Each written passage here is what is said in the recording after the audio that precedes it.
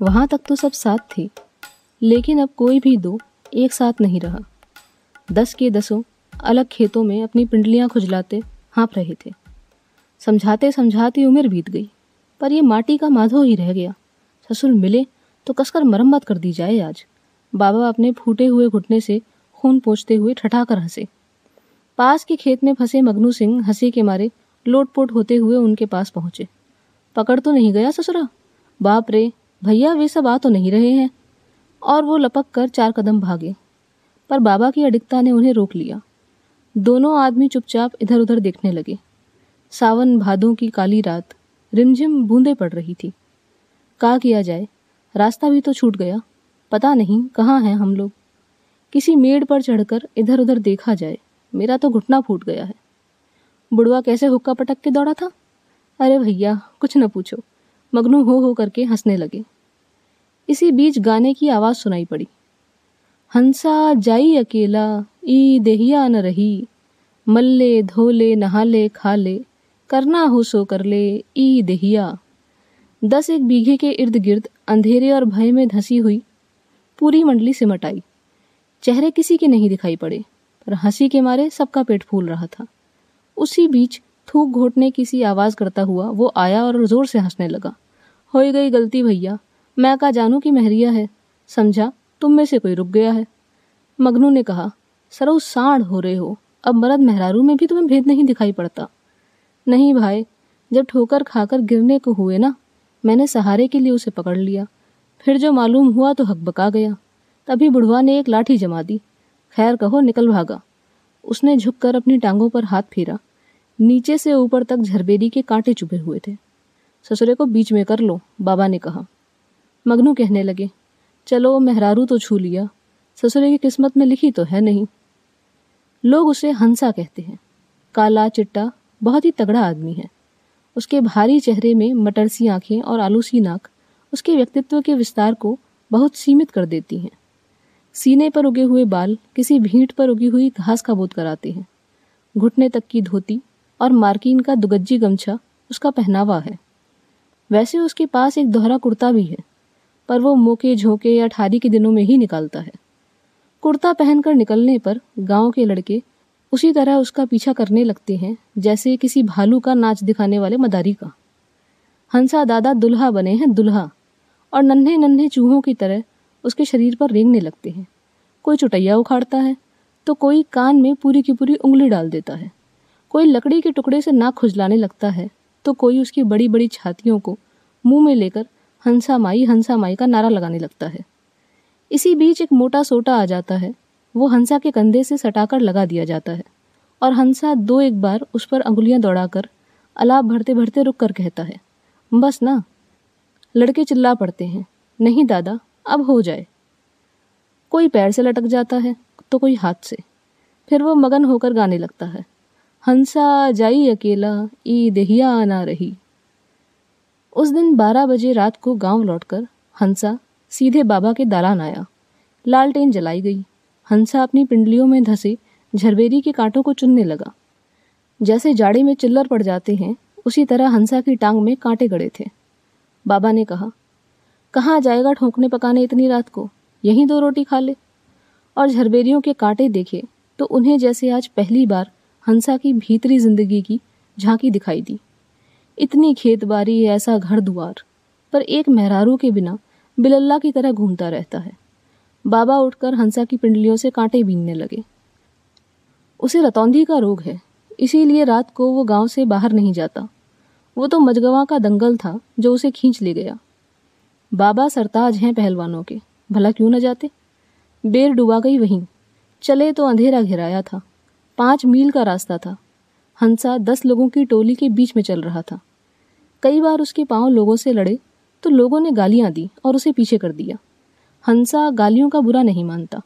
वो बहुत सारे काम गाली सुनने के लिए ही करता है। गांव के बूढ़ों बुजुर्गों की इस दुआ से उसे मोह है। वो पीछे पीछे आ रहा था। रास्ते में एक गांव आया तो गलियों के घुमाव फिराव में वो जरा पीछे रह गया। एक झोपड़ी के आगे एक बूढ़ा बैठा हुक्की गरमाए था। उसकी जवान बहू किसी काम से बाहर आई थी। 10 आदमियों की लंबी कतार देखकर बगल में खड़ी हो गई। फिर हंसा के आगे से वो निकल जाने को हुई तो संयोग से हंसा के पांव उससे लड़ गए और अंधेरे में गिरते गिरते वह हंसा के बाजुओं में आ गई। बहू चीख उठी। बूढ़ा हुक्की फेंक कर डंडा लिए दौड़ा, लेकिन हंसा निकल गया। दूसरा डंडा उसकी बहू की ही पीठ पर पड़ा। ये गए वो गए और सारी मंडली रात के अंधेरे में खो गई। सबकी आंखें साथ दे रही थी, पर हंसा खाइयों खंदकों में गिरता पड़ता भागता रहा। बाबा कांटा बीनते जा रहे थे। हंसा अपनी मटर सी आंखों को बार बार अपने भालू के से बालों में धंसाता। हाथ को कांटे मिल जाते पर आंखें न खोज पाती। रह रहकर रास्ते की वो घटना उसके सामने नाच जाती। क्या सोचती होगी बेचारी। और वह बाबा की ओर देखने लगता। बड़ी चूक हो गई भैया, समझो निकल भागे किसी तरह, नहीं तो जाने क्या कहती दुनिया। हमें तो यही सोचकर और लाज लग रही थी कि तुम भी साथ थे। अरे ये क्या कहता है हंसा? यही कि आपके साथ ऐसे लोग रहते हैं। कितना नाव गांव है, कितनी हंसाई होती। हंसा कभी कोई बात सोचता नहीं, पर आज बार बार उसका दिमाग उलझ जाता था। अगर भैया चाहें तो। इसी बीच आजी पूड़ियाँ थाल में परसे बाहर आई। हंसा हड़बड़ाकर उठ गया। बहुत दिन पर भौजी को देखा था। रात न होती तो वो बाहर क्यों आती। उसने सलाम किया। थाल थामने ही जा रहा था कि उन्होंने मजाक कर दिया। कहीं डडवार डाके रहेगा बबुआ जो कांटा बिनाए रहा है। कुछ न कहो भौजी, हंसा कह ही रहा था कि बाबा बोल उठे। फंसी गया था हंसुआ आज। वो तो खैर मनाओ बच गया। नहीं वो पड़ती कि याद करता। एक औरत को इसने। अब हंसी ठिठोली छोड़कर ब्याह करो। जब तक देह कड़ी है दुनिया जहान है, नहीं तो रोटी के भी लाले बढ़ जाएंगे। कहते क्यों नहीं अपने भैया से? गूंगे बहरे कुत्ते बिल्ली सबका तो ब्याह रजाते रहते हैं, पर तुम्हारा ध्यान नहीं करते। खेत बाड़ी जगह जमीन सब तो है। बाबा कुछ बोले नहीं। लगा सेंध पर धरे गए हों। आज ही जाने लगी तो बाबा ने तेल भेजने को कहा। तेल की कटोरी लेकर हंसा बाबा के पैताने जा बैठा। अपने पैरों में लगाओ ना हंसा, दर्द कम हो जाएगा। गजब कहते हो भैया। अरे लगाया भी है कभी तेल? और बाबा की मोटी डांड पर झुक गया। मनो तेल पी गई ये राने। कितने तो तेल ही लगाकर पहलवान हो गए, हंसा कहने लगा। बाबा चुप पड़े रहे। औरौती से लटकी हुई लालटेन में गुल पड़ गया था। धुएं से उसका शीशा काला पड़ चुका था और कालिख ऊपर उड़ने लगी थी। हंसा उठा और बत्ती बुझाकर लेट गया। भौजी की बात हंसा के कानों में गूंज रही थी। जब तक देह कड़ी है। हंसा ने करवट लेते लेते बूढ़े की डंडे की चोट का हाथ से अंदाज लिया और भुनभुनाने लगा। जानबूझकर तो कुछ किया नहीं। हम तो भैया की तरह मेहरारू को आंख उठाकर भी नहीं देखते। ये रथौनी साली जो न कराए। उसने इधर उधर आंख चलाई, पर कुछ नहीं, सब मटमैला धुंध। पाला पड़े चाहे पत्थर, काम से खाली होकर हंसा बाबा के पास जरूर जाएगा। कभी देश विदेश की बात, कभी महाभारत रामायण की बात, लेकिन गनी महात्मा की बात में उसे बड़ा मजा आता है।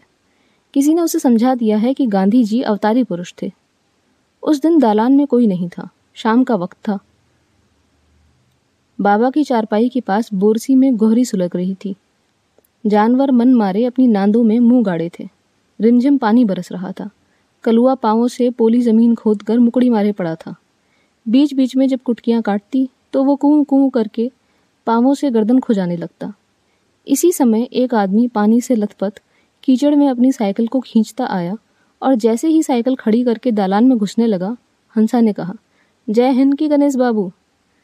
जय हिंद हंसा भाई, जय हिंद।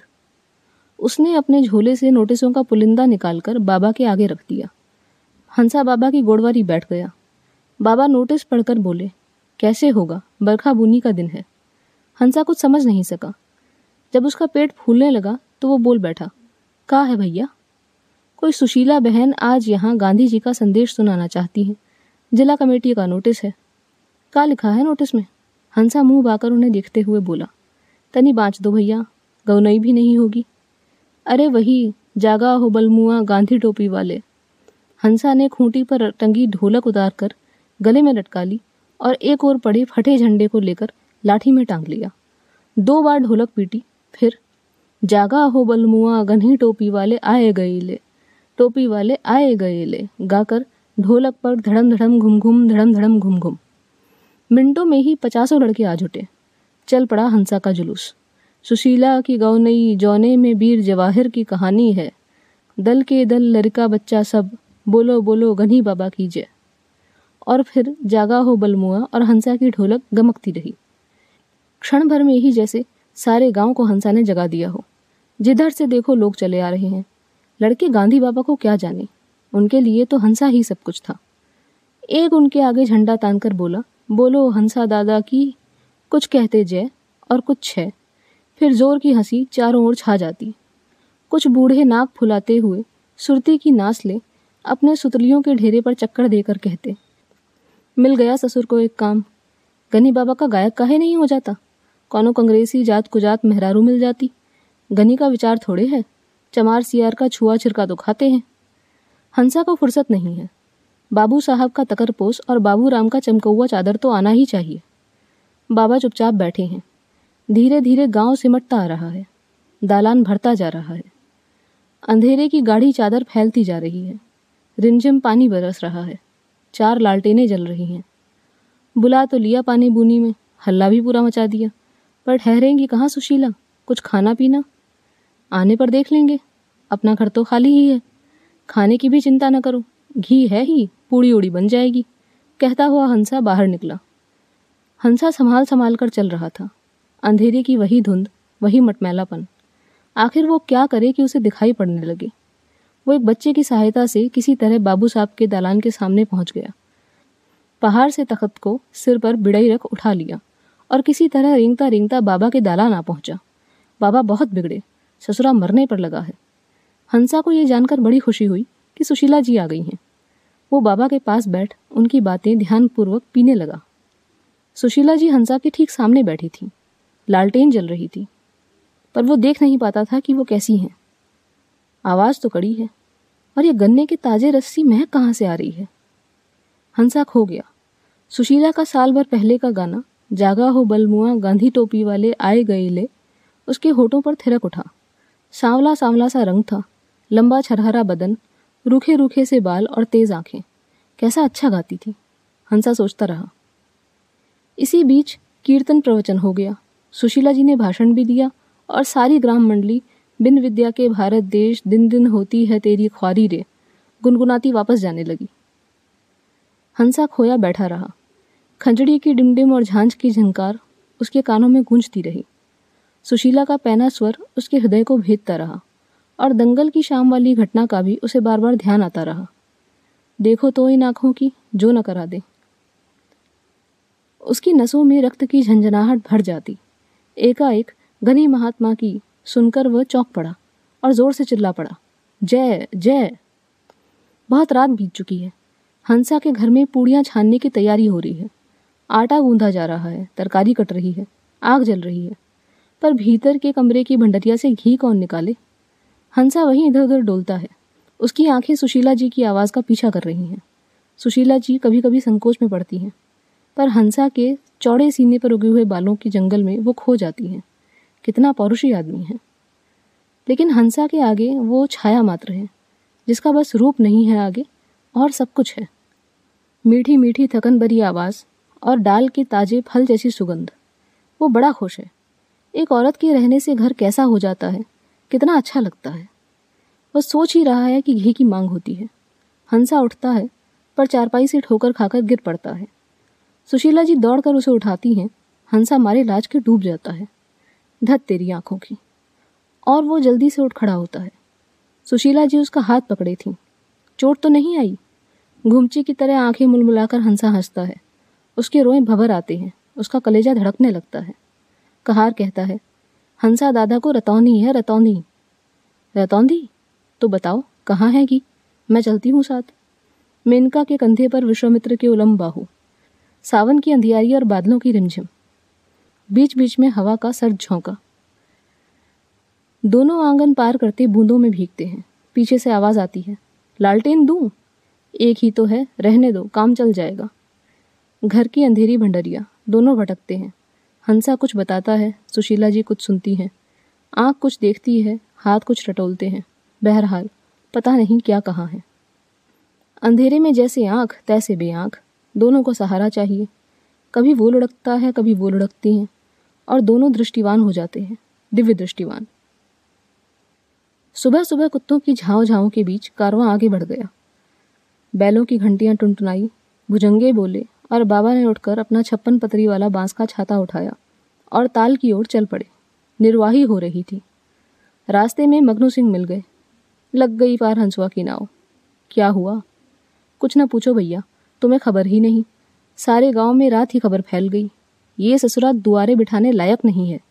कहते थे कि कोई राण रेवा मर दो इसके गले। कल रात बाबू साहब के यहाँ पंचायत हुई। तय हुआ कि अब सभा सोसाइटी की चौकी गांव में नहीं धरी जाएगी। औरत सौरत का भाषण यहाँ नहीं होने पाएगा। बहू बेटियों पर खराब असर पड़ता है। बात यह है भैया कि राजा साहब वोट लड़ रहे हैं कांग्रेस के खिलाफ। बाबू साहब उनको वोट दिलाना चाहते हैं। आपके डर से कुछ कह तो सकते न थे, अब मौका मिला है। कैसा मौका? बाबा झुंझला कर बोले। अगनू आकर उनके छाते के नीचे खड़े हो गए। बोले, उलट दिया हंसवा ने कल रात। क्या मतलब? सच मानो खाना पीना नहीं हुआ। जब बहुत देर होने लगी तो बंगा ने लालटेन लेकर देखा और बाहर निकलकर सारे गांव में ढिंडोरा पीट दिया। अभी तो सर सामान लेकर घाट तक पहुंचाने गया है। बाबा चुपचाप आगे बढ़ गए। इस तरह की बात सुनकर बर्दाश्त करना उनके लिए कठिन है, पर न जाने क्यों उन्हें हंसी आ रही थी। तभी दूर हंसा की भारी आवाज सुनाई दी। जग बेल मोलू जुलुम कैलू नदी, जग बर्मा के मोहलू विष्णु के मोहलू, शिवजी के नचिया नचैलू मोरी नदी जग। बाबा खड़े थे। हंसा धीरे धीरे पास आ गया। अंधेरा छंट गया था। हंसा डर गया। कैसे खड़ा हूं भैया के सामने, कैसे? कुछ देर दोनों चुप रहे। बाबा ने देखा हंसा के हाथों में खद्दर के कुछ कपड़े थे, पर उसकी निगाह नीचे जमीन में धंसी थी। हंसा, बाबा बड़ी कड़ी आवाज में बोले, जहां पहुंच गए हो वहां से वापस नहीं आना होगा। भैया, बोटी बोटी कट जाऊंगा, पर यह कैसे हो सकता है? हंसा जाने लगा तो बाबा ने कहा, घर जाकर सीधा सामान बांधे आना। आज मछली पकड़वाऊंगा, वहीं खावा पर बनेगी। अच्छा भैया, कहकर हंसा अपनी भटन सी आंखों को पोंछता हुआ चला गया। गांव में चुनाव की धूम मची थी। बाबू साहब भभनौटी के साथ कांग्रेस का विरोध कर रहे थे। उनके पेड़ों पर इश्तिहार टांग दिए जाते तो उनके आदमी उखाड़ देते। किसान बुलवाए जाते, उन्हें धमकाया जाता। खेत निकाल लेने की, जानवरों को हंकवा देने की बातें कही जाती और हंसा सुशीला की कहानी का प्रचार किया जाता। भ्रष्ट हैं सब, इनका कोई दीन धर्म नहीं है, गनी तो तेली है। और हंसा अब पूरा स्वयंसेवक बन गया है। खद्दर का कुर्ता धोती और हाथ की लंबी लाठी में तिरंगा। बगल में बिगुल लटका रहता है और वो बापू के संदेश की पर्ची बांटता फिरता है। बाबू साहब जो कहें मान लो। पूड़ी मिठाई राजा के तम्बू में खाओ। खर्चा खुराक बाबू साहब से लो और मोटर में बैठो, लेकिन कांग्रेस का बक्सा याद रखो। वहां जाकर खाना पीना भूल जाओ। कांग्रेस तुम्हारे राज के लिए लड़ती है। बेदखली बंद होगी, छुआछूत बंद होगी, जनता का राज होगा। एक बार बोलो, बोलो गन्ही महात्मा की जय जय। घर घर में कंठ कंठ में सुशीला के मनोहर गानों की धुनें गूंजने लगी। गांव के बच्चे हंसा दादा के पीछे हाथों में अखबार की रंगकर बनाई हुई झंडियां लिए इधर से उधर चक्कर लगाया करते थे। उन्हीं दिनों गांव में रामलीला होने को थी। बाबू साहब की पार्टी के राम लक्ष्मण बने थे, पर रावण बनने वाला कोई नहीं मिलता था। लोग कहते रावण बनने वाला मर जाता है, कोई तैयार न होता था। बाबा दशमी के मालिक थे। हंसा कैसे बर्दाश्त करता कि लीला खराब हो। ऊपर से सुशीला जी लीला खत्म होने पर भाषण करने वाली थी। हंसा सोचने लगा, क्या हो। सहसा लड़कों ने तालियां बजाई और हंसा दादा को घेर लिया। जल्दी जल्दी काला चोंगा रावण के गले में डाल दिया गया। सिर पर पगड़ी बांधकर 10 मुंह वाला चेहरा हंसा दादा ने पहन लिया। हाथ में तलवार ली और गरज कर बोले, मैं रावण हूं, कहाँ है दुष्ट राम। एक बच्चे ने अपनी छड़ी में लगा हुआ तिरंगा झट दशानंद के सिर पर खोस दिया और सब लोग जोर से हंसने लगे। उसी भीड़ में से किसी ने चिल्लाकर कहा, गनी महात्मा की जय। रावण भाषण देने लगा, भाइयों, राम राजा था। देखो, छोटी जात का कोई कभी राम नहीं बनने पाता है। राक्षस सब बनते हैं। बिराहिम, कालू, भुलई, फेदर सबकी पार्टी है हमारी। ये जनता की लड़ाई है, बोल दो धावा। और हंसा हाथ पांव हिलाता आगे को चल पड़ा। पीछे पीछे सारी राक्षसी सेना। किसानों के बंदर बने लड़के भी अपना चेहरा लगाए गदा लिए जनता की पार्टी में शामिल हो गए। राम बेचारे अकेले बैठे रह गए। रामायण बंद हो गई। तिवारी चिल्लाने लगा, पर सुनता कौन है। घनी महात्मा की जय, हंसा दादा की जय। बाबा हंसी के मारे लोटपोट हो रहे थे। उनसे कुछ कहते ही नहीं बनता था। राक्षसी सेना के काले रंग में रंगे मुंह और हाथों में तिरंगे झंडे देखकर लोग राम के लिए खरीदी मालाएं हंसा के ऊपर ही फेंकने लगे। इसी बीच सुशीला जी तीर की तरह भीड़ में घुसी। कौन बना है रावण? क्या तिरंगा इसलिए है? उन्होंने हाथ से चेहरे को ठेल दिया।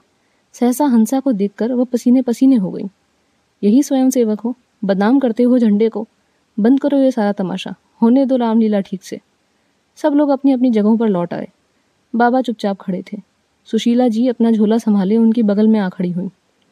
लड़ाई चलती रही, नगाड़े और ढोल बजते रहे, संठे के रंगे हुए तीर छूटते रहे। पर रावण मरे तो क्यों मरे? चौपाई बार बार टूटती, व्यास बार बार कहता सो जाओ, पर कौन सुनता है? हंसा की सेना क्यों हारे? इसी समय लक्ष्मण को जमीन से ठोकर लगी। वो लुढ़क पड़े, उनका मुकुट गिर गया। आगे पीछे दौड़ते दौड़ते राम को चक्कर आ गया और उनको उल्टी होने लगी। सारे मेले में शोर मच गया। जीत गई जनता की फौज, हंसा दादा की पार्टी ऐसे ही वोट जीत लेगी। इधर दिन रात सुशीला जी खंजड़ी बजाती घूमती रहती और रात हंसा के घर लौट आती। दूसरे दल के लोगों ने चिट्ठियां भिजवाईं। सुशीला जी को यहाँ से बुला लिया जाए, जनता पर बुरा प्रभाव पड़ रहा है। चुनाव के 2 दिन पहले उन्हें नोटिस मिली कि वो बापू के आदर्शों को तोड़ रही हैं, इसलिए उन्हें काम से अलग किया जाता है। वो हंस पड़ी थी। ईश्वर ने पति से अलग किया और अब बापू के नकली चेले उन्हें जनता से अलग करना चाहते हैं। उनकी खंजड़ी और जोर से बजने लगी। उनका स्वर और तेज हो गया। चुनाव के 2 दिन रह गए। सुशीला जी बीमार पड़ गईं। हंसा के घर में उनका डेरा पड़ा था। वो बुखार की जलन सह रही थी, पर किसी को अपने पास बैठने नहीं देती थी। रात जब हंसा लौटता तो वह उससे कहती, तुम सुनाओ अपना भजन। हंसा बिना कुछ सोचे विचारे गाने लगता, हंसा जाई अकेला, ई देहिया ना रही। फिर प्रचार का समाचार लेकर वो उसके रोए भरे सीने में मुंह छुपा लेती। चुनाव का दिन आ गया, लेकिन सुशीला जी बिस्तर से नहीं उठी।